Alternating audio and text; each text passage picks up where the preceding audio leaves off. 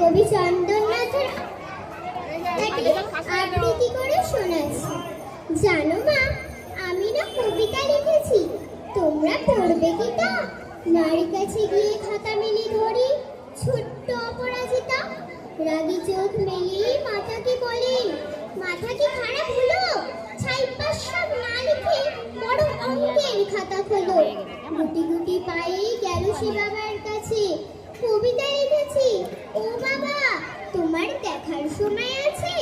মুখটি না তুলে বললেন বাবা, কবিতা লিখেছ? বেশ, আগে খবরের কাগজটা পড়ে শেষ। অগত্যা গেল দিদিটির কাছে, ডাকলো সে, দিদি আর দেখ না কেমন ছবিটা এঁকেছি ছোট্ট এ কবিতায়। দিদির দু চোখ টিভির পর্দায় ঝলমলে রোশনায়। বলল, কবিতা তুই লিখেছিস? কবিতা না, ওটা ছাই। অপরাজিতার চোখ ছল ছল, বুকে কান্নার ঢেউ। তার লেখা এই প্রথম কবিতা, দেখলো না পড়ে কেউ।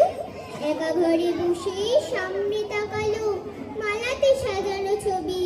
স্নিগ্ধ দু চোখে রয়েছেন যে সহজ পাঠের কবি।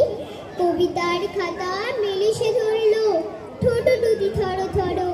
বলল, ঠাকুর কেউ না পড়ো, তুমি এ কবিতা পড়ো। কি জানি কি করে খুঁজে হয়ে গেল এ কথার সাথে সাথে রবি ঠাকুরের মালা